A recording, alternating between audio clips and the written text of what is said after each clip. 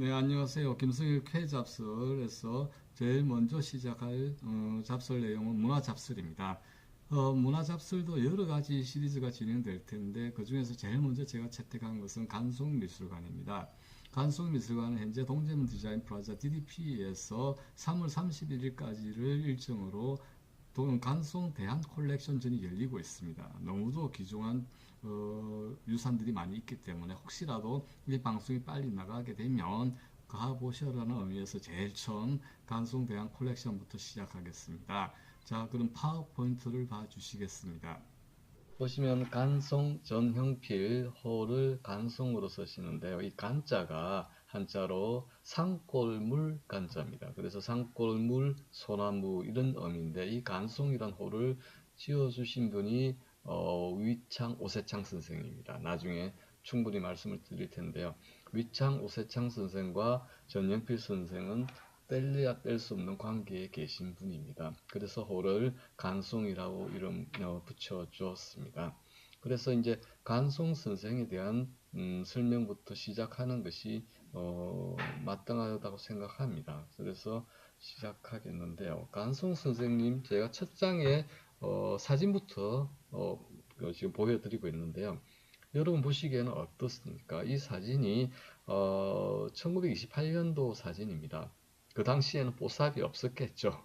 뽀삽이 없는데도 불구하고 보시면은 아주 귀공자 스타일로 잘생긴, 그러니까 이때가 간송 선생 탄생년이 1906년이니까 이때가 23 아니면 4 정도 되셨을 때 모습입니다. 아주 그러니까 잘생겼죠.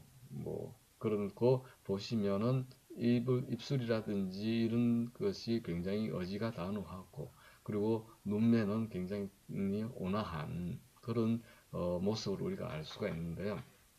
간송 선생을 알고 간송 선생에 대해서 전하는 글을 보면 거기에 간송 선생의 성품에 대해서는 다 온화하고 항상 미소를 띠고 말수가 적은 사람이었다, 이렇게 이야기를 하고 있습니다. 그래서 말수가 적고 온화하고 이와 같이 기공자 스타일로 그렇게 인식이 되고 있습니다. 그리고 한 가지는 이 김승일 케이잡스의 김승일 저는 간송성의 키가 그렇게 크지 않았답니다. 그래서 그 사진이 하나 남아 있는 것이 있는데 이것이 이제 간송 탄생 100주년 간송 문화라는 책자가 발간됐는데 도록이죠. 그 도록에서 나온 사진이 저쪽 그 사진을 보시면은 셋째 줄 왼편에 둘째 분이 둘째 쪽에 있는 제가 청색으로 점선으로 표시를 해놨습니다. 그 분이 간송 선생님이시랍니다. 키가 크지 않으시죠. 그래서 온화한 성품의 키가 자그마신 그런 스타일이었던 것 같아요. 간송 탄생에 대해서 좀 본격적으로 알아볼 텐데요. 간송 선생은 1906년 7월 26일에 종로에서 탄생, 현재 그 위치로는 종로사가, 이름이 종로사가고 그때 말로는 배우계 고개였다고 합니다. 거기서 태어났습니다. 그래서 배우계 고개의 전치 양반때 가면은 전국에서 모르는 사람이 없을 정도로 그런 명성이 높은 그 부와 그 다음에 명예도 높은 그런 분이었는데, 정조부 개자 혼자 쓰시는 어른께서는 묵과에 급제하시고 종이품 가승대부 경상 중군의 뱃슬이 이릅니다. 그리고 부친 영자 기자 쓰시는 어른께서는 묵과 급제를 하시고 정삼품 중내부 참서관을 지내시는데요. 참서관이라는 벼슬이라는 것이 보시면 총리 대신의 명에 따라 조직과 법률의 공포 및 그 조치를 주 업무로 하는 직책이었습니다. 그렇게 따져보면 우리나라 국가 전체적인 어떤 기틀을 잡는 그런 일을 담당하셨던 분이고요. 법률을 다룬다고 보면 간송 선생이 나중에 고등학교를 흰문고등학교를 졸업하고 와세다 대학 법학부에 진학을 하게 됩니다. 그런 것도 아마 부친의 영향을 받지 않았나 그렇게 생각을 합니다. 그래서 간송의 선대는 양반 신분입니다. 다 묵과 급제를 하시고 그런 무인 양반 신분임에도 불구하고 일찍이 상업에 눈을 뜨셨다고 합니다. 그게 아마 18세기 정도에 시작된, 그럼 17세기 말 18세기부터 꽃을 피운 실학 사상의 배경을 두고 거기에 빨리 좀 상업적인 어떤 그런 눈을 뜨셨던 것 같아요. 그래서 상권을 하나씩 넓혀가면서 재력을 키워 가셨던 것 같고요. 그래서 전국의 농지를 구입하는데 사실 간송 선생 집안은 답심리, 왕십리, 서울 시내에도 굉장한 많은 토지를 가지고 있는, 그래서 간송의 정조부인 계자 훈자만 하시더라도 수만석 추수를 할 수 있었습니다. 그리고 동생분께서도 역시 재산이 많으신 그런 어른들이었습니다. 오른쪽 사진을 제가 지금 보시면 간송 선생 첫돌 기념 사진입니다. 지금 거의 110년이 넘었죠, 훨씬. 110년이 넘은 척들 때 찍었던 사진을 보시면요. 아주 지금 격조 있는 그 당시에 저 정도 돌 사진을 찍을 수 있으면 얼마나 그 좀 재력이 있었고, 그리고 저 의자를 보시면 굉장히 고풍스럽고 고급스러운 의자에 간송 선생 입고 계신 옷들 보시면 뭐 아주 그 당시에 아마 최고급의 옷을 입으신 것 같은데, 그거 보시면은 굉장히 복스럽게 이렇게 생기신 어른이신 어린이가 그러니까 아기가 앉아 있습니다. 조금 더 자세히 간송 선생 탄생 그 상황을 보면 간송 선생이 태어났을 때 할아버지, 친할아버지 내외가 70대 중반이셨고, 그 다음에 작은 할아버지 내외가 69세, 그리고 그러니까 할아버지 내외께서 다 동갑이셨습니다. 그리고 부모 나이, 영자 기자 쓰시는 어르신 나이도 40세. 형이 한 분 계셨는데 형과 터울이 14살 정도 태어났는데 형자 설자 쓰시는 전형설 그 형이 14살 위입니다. 그리고 작은 할아버지 양자 명기공이 자손이 없어 절손, 이 말은 무슨 말이냐면 간송의 아버지 동생이 명자 기자 쓰시는 분이신데 이분이 작은 할아버지 내로 입적을 했다는 이야기죠. 왜? 작은 할아버지 댁에 손이 없었기 때문에. 그래서 손이 귀한 집안이라는 걸 알 수 있습니다. 그래서 명자 기자 공이 손이 없어 입적을 하셨고, 근데 간송 그 영자 기자스는 간송 집안이 이제 형님이 형설 계시고 간송 어른이 둘째로 태어나셨는데, 근데 또 공교롭게도 명자 기자 쓰시는, 그러니까 삼촌 되시죠. 작은 아버지 되시는 그러니까 간송스의 작은 아버지 되시는 분 또 자식이 없었습니다. 그러니 자연스럽게 어떻게 되겠습니까? 간송 선생은 작은 할아버지의 아들이 명자 기자 뭐 어르신께 입직이 되게 됩니다. 그렇다고 해서 이게 간송 집안이 배옥의 고개에서 집이 따로 떨어져서 멀리 멀리 사시는 게 아니고 거기에 다 모여서 사셨습니다. 그렇기 때문에 간송 선생은 보시면 정말로 늦둥이, 아까 돌 사진을 보듯이 복스러운 그런 손자가 태어났으니 이 집안은 경사 중에 경사였겠죠. 이런 경사도 없었을 겁니다. 그래서 할아버지 그 집안의 든든한 재력과 모든 복을 다 타고나신 분이 간송 선생이었던 것 같습니다. 그래서 왕건 할아버지는 신식 교육을 허락지 않고 10살 때까지 집에서 한문을 직접 가르치셨다고 합니다. 그래서 할아버지가 돌아가신 후에 12살 늦깎이 초딩이 되는 거죠. 초등학교, 그때 의보통학교고 나중에 그러니까 현재 효재 초등학교에 12살 늦깎이 초딩으로 입학을 하시게 됩니다. 그리고 이제 휘문 보고에 진학을 하고 18세에 결혼을 하십니다. 그런데 이제 여기서 휘문 보고, 자, 간송 선생을 제가 이렇게 쭉 자료를 보고 생각해 보시면 말수가 적고 온화한 성품의 아주 기공자 스타일이었는데, 말수가 적은 이유가 왜 그럴 거냐고 생각하면 뒷장에 설명하겠지만, 간송 선생 집안이 간송 선생이 초등학교 있을 때, 그러니까 초등학교 때 다닐 때부터 계속 초상을 치릅니다. 계속 초상을 치는데, 그러니까 가장 어린 나이에 어르신들이 계속 돌아가시니까 자연히 말수가 적을 수밖에 없지 않았나 그렇게 생각합니다. 그런 차이에 힘은 보고에 진학을 했는데, 거기서 간송 선생의 일생에서 결정적인 분을 만나게 되는데, 그분이 바로 서양화가 충곡고 희동 선생입니다. 충곡고 희동 선생이 나중에는 또 동양화가로 변하지만 그 동경에서 공부를 하고 오신, 그때만 해도 한국에서 가장 성각자 중에 한 분이신 고희동 선생을 만나면서 결국 거기에 뭐죠? 문화에 대해서, 예술에 대해서 눈을 뜨는 계기가 됐고, 이 고이동 선생이 나중에 그 간송 선생의 영원한 스승이 되는 위창 우세창 선생을 소개시켜 줍니다. 하여튼 이렇게 계기가 됐고, 그다음 일본 유학을 가서 일본에 갔었어도 그 간송 선생 말이 적고 그런 뭐 스타일이 보면 아시잖아요.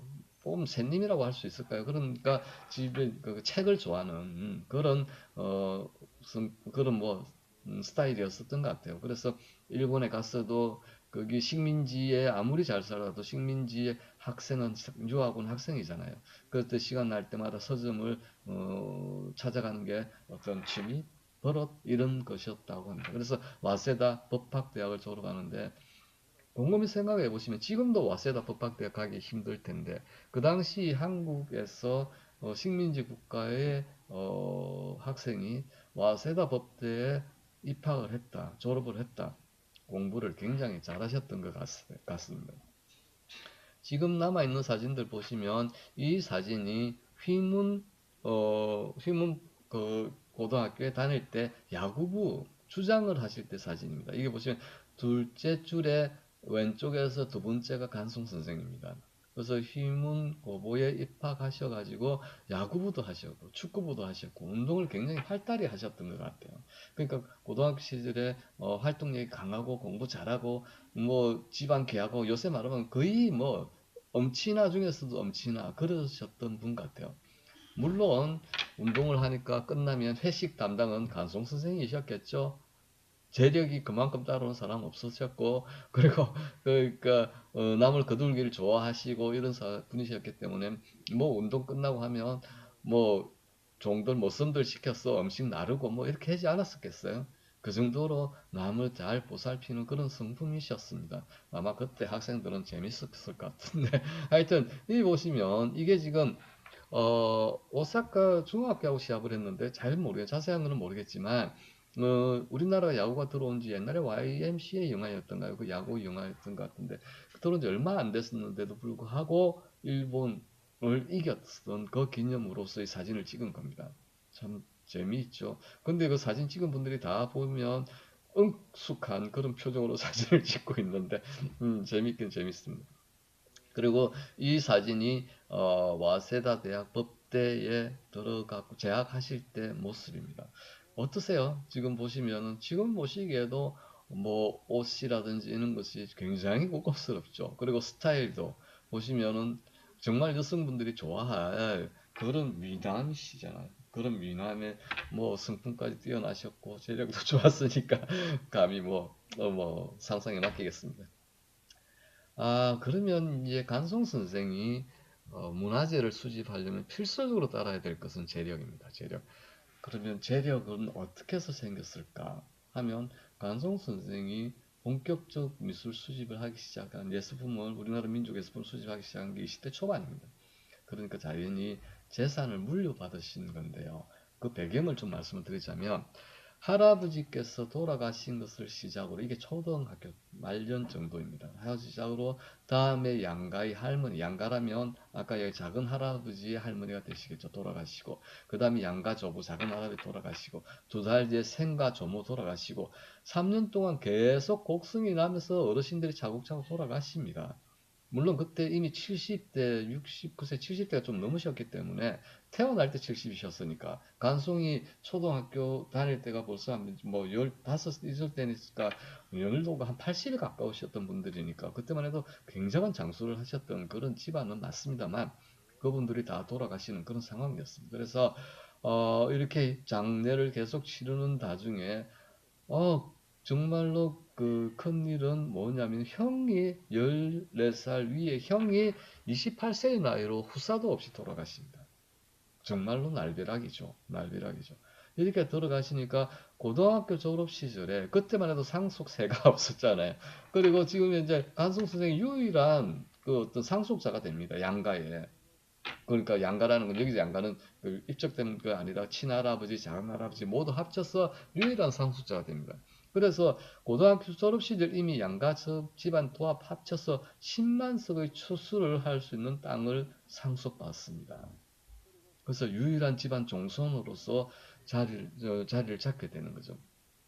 그래서 이를 갖다가 이제 말하기 좋아하는 분들, 간송미술관의 최완소 선생님이라고 계시는데 그분께서 이제 말씀하시기를, 음, 위대한 어떤 예술가가 탄생될 때는 항상 집안에 그 어떤 줄초상이 난다. 좀 뭐 말이 좀 거하자면 줄초상이 나는 그런 것들이 있었다. 그 예로서 추사 완당 선생, 그 우리가 추사 김정희 선생 이야기하지만 사실은 호를 완당이라는 호를 많이 썼습니다. 완당 썼던 완당 선생의 집안도 그랬다.